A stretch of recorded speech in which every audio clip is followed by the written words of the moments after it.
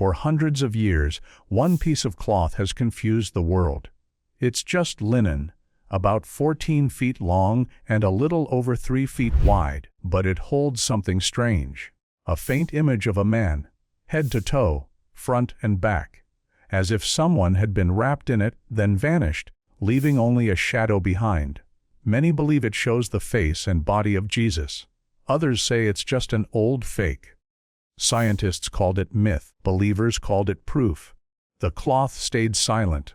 This cloth, known as the Shroud of Turin, has traveled through time, fires, and wars. It now rests inside a glass case in a cathedral in Italy. Protected by steel and watched over by history, it still holds its secrets. No one agrees where it came from. No one can explain how the image got there. No paint, no brush strokes. Just an image that seems to float above the fabric. Then came a turning point. In 1898, a lawyer named Secondo Pia took the first photo of the cloth. When he developed the negative, something shocking appeared. The image became clearer, not just a faint shadow but a face, eyes closed, hands folded, hair falling gently. It looked like a real person. That photo changed everything. The mystery grew deeper. The shroud had not just survived time, it had defied it. It was no longer just a relic. It had become a question that no one could answer. Face in the fibers, look closely at the Shroud of Turin, and you'll see more than cloth. You'll see a face, not painted, not drawn, just there, faint and soft, as if light itself left a memory. The image stretches across the linen, showing both front and back of a man's body. His eyes are closed, his beard is parted, his hands are crossed over his waist. The marks on his body tell a story. Wounds on the wrists, a stain near the feet, and a mark on the side that looks like a spear wound. Even more haunting are the round shapes on the head, like a crown of thorns pressed into the skin. But the image doesn't sit deep in the threads. It rests only on the very tops of the fibers. Like something touched it lightly, then vanished. There's no ink, no pigment, and no sign of any brush. The threads of the cloth are woven in a herringbone pattern. This weave catches light in a special way, making the image almost shimmer. When viewed closely, there's no direction to the shading. Nothing shows how the image was made. No hands, no tools, only fibers kissed by something unseen. This is why people stare at the shroud in silence. It doesn't shout. It whispers. And in those whispers, many find the presence of something beyond explanation. Whether miracle or mystery, the face in the fibers refuses to fade. A ghost without a body, the Shroud of Turin does something strange. It shows a full human form, but there's no sign that the body ever pressed hard against the cloth. The image is clear, yet the fabric has no creases, no folds that would happen if someone had been wrapped in it. It's like a ghost passed through linen and left a memory behind. The body appears both front and back, as if the cloth had been laid under and over a person, then removed without smearing or crushing the image. The result is delicate.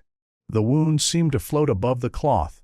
Blood like stains on the wrists and feet, a mark on the side, and the clear impression of a face. But there's something more. The image has depth. Scientists found that darker parts of the image match the areas that would be closer to a real body, like the forehead or nose. Lighter parts match areas that would be farther, like the cheeks or sides. It's not flat. It's as if the cloth holds a 3D map of a person. Yet, there's no material deep in the threads. The coloring sits only on the very surface, just a few microns deep. It's not paint. It's not dye. It's something else. Something no one has fully explained. The image behaves like a shadow of presence, not a mark of pressure. The shroud doesn't just show a man. It shows his absence. Like a moment caught just after he left. Doubts and pilgrims gather. The shroud's first recorded appearance was in 14th century France. It arrived without clear history and soon became both a holy object and a source of controversy. In a small town, crowds gathered to see it. Pilgrims knelt in awe. Priests led processions. But not everyone believed. Skeptics questioned how such a powerful relic could appear without a known past. Some accused the church of creating a fake to draw people and money. Despite the doubts, the cloth moved through powerful hands. Eventually, it was taken by the House of Savoy, a royal family that brought it to Turin in 1578. There it began its long life of display, protection, and mystery. The shroud faced fire and smoke. Once it had to be rescued from a burning chapel. Even damaged, it survived. Now it rests inside the Cathedral of St. John the Baptist. A glass and steel case keeps it safe, shielded from light, moisture, and time. It is no longer touched, but always watched. The cloth has become more than a religious item. It is now a challenge to science and a test of faith. Everyone looks at it through their own lens, and no one leaves with full certainty. It gathers more than just visitors. It gathers questions that never quite settle. A photo changes everything. In 1898, a lawyer named Secondo Pia was given a strange task: photograph the shroud. It was a religious object, but now science was being invited in. Pia set up his camera and lights and worked in an improvised darkroom. He expected a dim, unclear photo. But what he saw in the negative shocked him. The faint image on the shroud became a vivid face. The negative worked like a positive. Details appeared that the eye could barely see: cheekbones, lips, fingers, hair strands. The cloth no longer showed a blurry outline. It showed a man. This photo changed everything. It didn't prove the shroud was real, but it did prove that the image behaved like no painting ever had.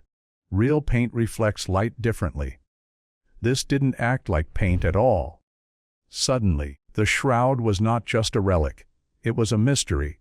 People began to study it more closely. Scientists stepped in. Labs took interest. A new era had begun, the age of analysis. From that photo forward, the shroud became more than a symbol of belief. It became a puzzle the modern world could not ignore. Science meets faith. After Pia's photo stunned the world, the shroud moved from the chapel into the lab. Scientists, skeptics, and believers all wanted answers. The image looked real, but how was it made? Over the 20th century, experts from many fields studied the linen. Chemists tested threads. Historians examined the weave. Forensic teams studied the wounds. Everyone searched for proof. Some found blood like stains where wounds would be, on wrists, feet, side, and scalp. Forensic experts noted that the blood appeared to be on the threads, not mixed into the image. That suggested the stains and image came from different processes. Others used microscopes to look for paint or pigment, but found none. No brush strokes. No color deep inside the thread. Just a surface discoloration, so light and shallow it seemed placed by air, not hand. Textile historians compared the weave to ancient looms from the Middle East. Pollen experts found grains on the cloth that matched plants from that same region. But none of this proved anything. Each result raised new questions instead of giving clear answers. Nothing was strong enough to convince doubters. Yet nothing was weak enough to end belief. The shroud stood in the middle, refusing to pick a side. It gave just enough mystery to keep the next experiment going, and just enough silence to keep faith alive. No paint, no pigment. One of the most puzzling facts about the Shroud of Turin is what isn't there. For years, scientists looked for signs that the image was painted, any trace of pigment, ink, or dye. But they found none. No brush strokes, no binding layer, no capillary action pulling color deep into the fibers. The image sits only on the very tips of the linen threads, just a few microns deep. It's not absorbed, it's barely touching. Experts examined the cloth under microscopes. They saw that the discoloration rests on the outermost fibrils, like the thread tops were lightly singed without heat. The deeper parts of the fiber remained untouched. This is something no known art technique can do. Paint sinks, ink bleeds, even powders leave direction marks. But this image has no direction, no depth, and no pressure points. Some researchers used 3D mapping tools to measure the image's intensity. They found that the darkness of each area changes in a way that matches distance. Closer parts of a face or body are darker, farther parts are lighter. This suggests the image wasn't made by touch, but by something that could sense space. Heat, vapor, and chemical reactions have all been tested to copy the effect. Some came close, but none matched the real shroud. It remains unique, an image that formed without tools, a picture made without pigment, a process we still don't understand. Depth without touch. What makes the Shroud of Turin even more mysterious is how the image behaves in space. Scientists discovered that the image on the cloth isn't just flat, it has depth. When experts built 3D maps from the image's light and dark areas, they noticed something strange. The image forms a kind of topography, like a model of a real body. This effect is called intensity to distance correlation. Darker areas of the image, like the nose, forehead, or hands, appear as if they were closer to the cloth. Lighter areas, like the cheeks or sides, seem farther away. This pattern matches what you would expect if the cloth captured not just shape, but the space between the body and the fabric. It's like the cloth recorded distance without ever being pressed. Attempts to recreate this gradient using heat, vapor, or chemicals have failed. They can make images, but not with the same smooth transition of depth. Some methods leave hard edges or soak into the cloth. The shroud image doesn't behave like that. It floats. Even more fascinating, the image is not distorted like you'd expect from a fabric wrapped around a body. Contact should bend the features. But the face, chest, and hands appear undistorted, suggesting the cloth didn't wrap the body tightly. It behaved like a sensor, not a shroud. This isn't how images are supposed to form. And yet, here it is. Depth without pressure, distance without distortion. The age debate begins. One of the biggest turning points in the shroud story came in 1988. 3 respected laboratories, Oxford, Zurich, and Arizona, were given tiny samples from one corner of the cloth. Their job used radiocarbon dating to find out how old the shroud really is. This test measures how much carbon-14 remains in a sample, which helps scientists estimate its age. The results were clear and surprising. All 3 labs gave a date between 1260 and 1390 AD. That meant the cloth was medieval, not ancient. Headlines around the world called it a hoax. Museums relaxed. To many, the mystery was over. But some scientists weren't so sure.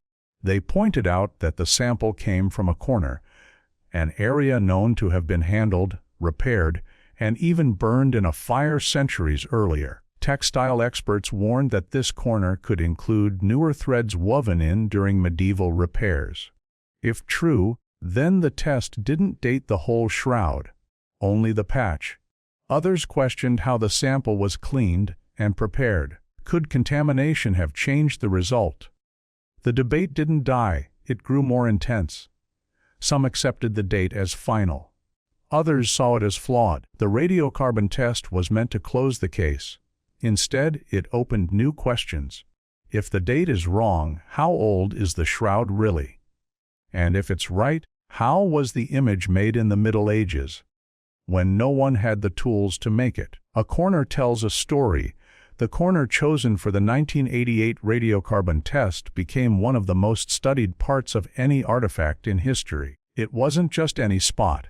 It was near the edge, an area touched by hands, possibly repaired after the 1532 fire that damaged the shroud. That detail matters more than most people realize.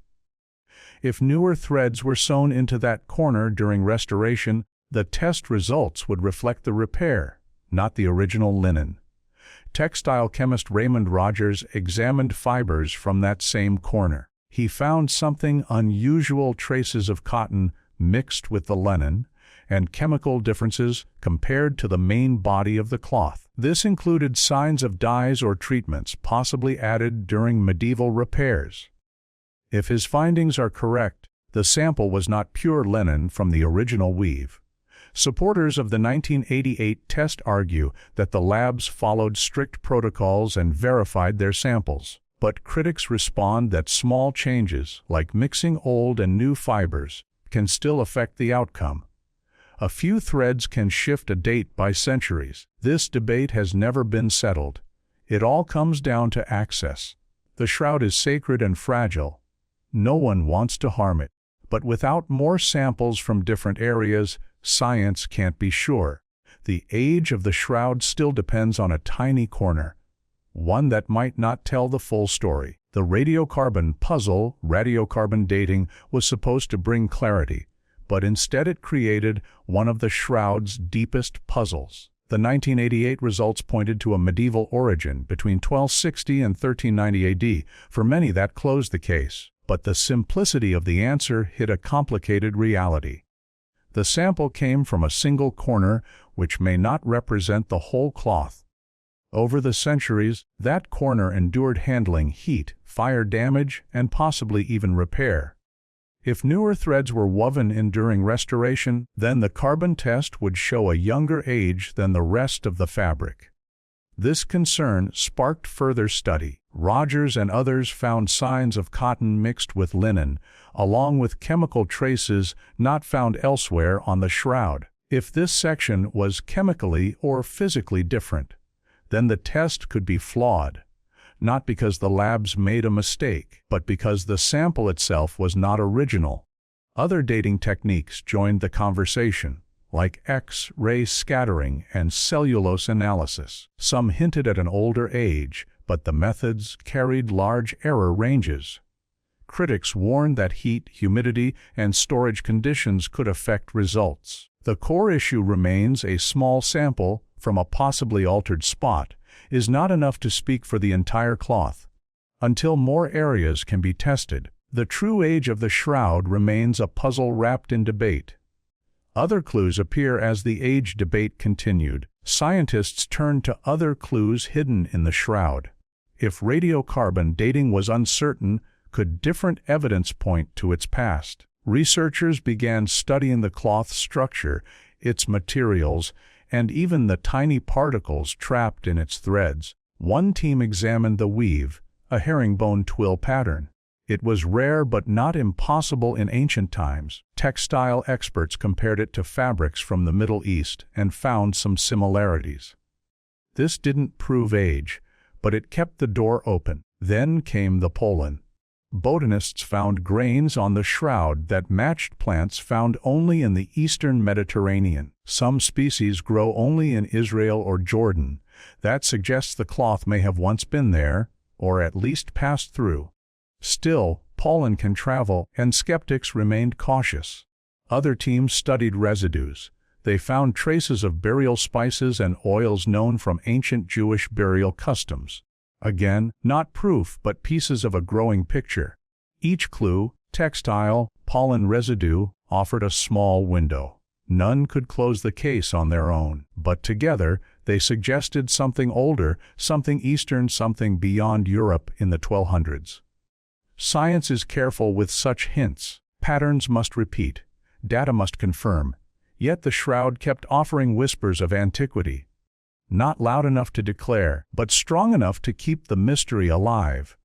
AI joins the search for decades. The Shroud of Turin had been studied with microscopes, chemicals, cameras, and light. But then a new kind of tool stepped in: artificial intelligence. Unlike humans, AI doesn't believe or doubt.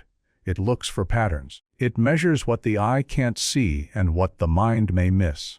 High-resolution and multispectral images of the shroud had existed for years. Scientists had studied them with traditional methods. But when researchers fed these images into AI systems, something changed. The machines found structure in the chaos, patterns buried beneath noise, shapes that didn't match the weave or stains. Using methods like principal component analysis and convolutional neural networks, AI peeled away layers of randomness. It wasn't just enhancing the image, it was rearranging data to reveal hidden order. What came out wasn't a clearer face. It was something stranger: symmetry, repetition, and geometry that no artist had drawn and no tool had carved. The AI revealed that the image behaves more like a surface map than a painting. It showed intensity patterns that matched spatial depth without signs of brushwork, stamping, or transfer. The discoloration still rested only on the outermost fibers, just as before. But now, its structure looked even more intentional. AI didn't solve the mystery, but it made one thing clear: the shroud was not just an image. It was information, waiting to be read. Hidden patterns found. When artificial intelligence examined the shroud, it uncovered something no one expected: patterns hidden beneath the face and body. These weren't stains or folds in the fabric. They were repeating shapes and ratios, curves that echoed across the brow, lips, chin, ribs, and shoulders. The patterns didn't match the weave of the linen or any known artistic technique. What made this discovery important was how it survived testing. Researchers looked at the shroud under ultraviolet and visible light. They changed filters, zoomed in on different regions, and even used images from past decades. Still, the same hidden geometry remained. The patterns were not artifacts of the camera or tricks of the eye. They were part of the image itself. Skeptics were cautious. They warned about confirmation bias, how people see faces in clouds or random shapes in noise. But the researchers used neutral tools. Principal component analysis stripped away emotion and focused only on math. The result wasn't a face. It was a field, brightness rising and falling as if following rules, not brushstrokes. This led to a strange question. Can cloth hold structure the way a map does? Could the shroud be more than a picture? Maybe a record of something physical. These hidden patterns didn't give an answer, but they pointed to one truth: the image wasn't random. It followed a logic we still don't fully understand. Symmetry in the shadows. As AI continued to explore the shroud, it noticed something even more mysterious. Symmetry. Faint, precise, and hiding in the background, this symmetry appeared around the face and chest. It wasn't caused by folds in the cloth or tricks of the camera. It wasn't a mirror image, but a subtle balance. Lines and curves repeating with quiet regularity. To test this, scientists went back to the raw image data. They used different cameras, filters, and decades-old photographs. Still, the symmetry remained. Even when researchers randomized sections of the cloth to remove bias, the patterns returned. That meant the symmetry wasn't noise or coincidence. It was real. Skeptics argued that image processing can create false patterns, especially in aged fabric. But healthy science doesn't stop at doubt. It tests again and again. In every layer of analysis, visible, ultraviolet, and infrared, the same structure kept appearing. The patterns didn't match anything from known art, fabric folds, or physical damage. They weren't caused by fire, smoke, or repair. They seemed part of the image from the beginning, written in its very structure. That raised a powerful question. If this image came from contact with a body, why is there symmetry where no touch occurred? And if it's art, where are the tools? The deeper the AI looked into the shadows, the more order it found, order that science hadn't seen before. Two events, or one. The shroud shows not only an image but also blood-like stains. Forensic studies reveal something unusual. The image and the stains seem independent of each other. The image lies on the surface fibers, shallow and delicate. The stains, however, penetrate the threads more deeply, behaving like real blood.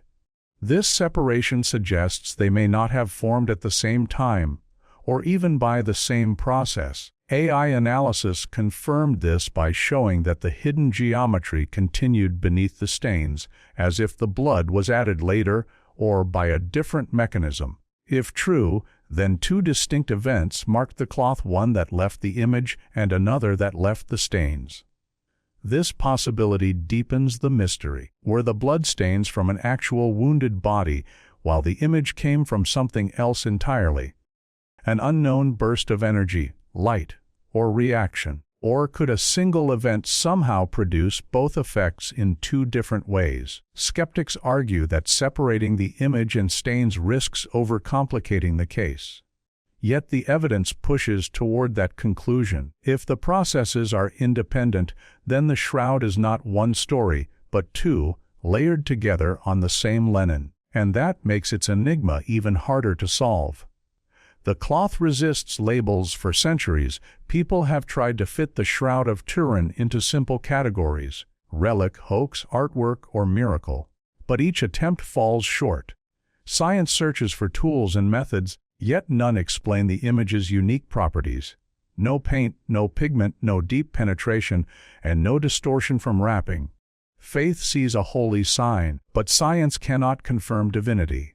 The cloth refuses to stay in any box. Even the 1988 radiocarbon test, once hailed as final proof of a medieval origin, left cracks in certainty. Other studies, on weave, pollen, residues, and hidden geometry, suggest something older, or at least something stranger than a forgery. Yet none can seal the argument. Each answer breeds another question. The shroud sits between worlds: artifact and phenomenon, science and faith, matter and mystery. It behaves like no known artwork, yet also like no ordinary natural process. It is too precise to be dismissed, but too elusive to be proven. This refusal to conform is what keeps the debate alive. The shroud is not just an image. It is a mirror. Believers see faith confirmed. Skeptics see human credulity exposed. Scientists see a puzzle that resists reduction. And perhaps that is the point: the cloth lives in its own category, one that human labels have not yet named. What if it's not alone? The Shroud of Turin feels unique. But what if it isn't? Some researchers have asked whether other ancient cloths might carry faint images or unusual markings. Could there be cousins of the shroud hidden in museums, monasteries, or private collections? If even one similar artifact exists, the shroud might be part of a natural pattern, evidence of a forgotten process or lost technique. But so far, no true equal has been found. Other relics exist, but none show the same combination of qualities: an image that behaves like a photographic negative, rests only on the top fibrils, shows 3D depth, and resists reproduction. Each comparison falls short. This isolation makes the shroud more mysterious. If the shroud is truly one of a kind, the stakes are higher. Uniqueness suggests either an event that happened once in all of history, or a creation by means still unknown. Both options unsettle. If there are no other examples, is the shroud a miracle, a forgotten experiment, a phenomenon we still can't name? Scientists and historians know that kinship would simplify things. Natural processes repeat.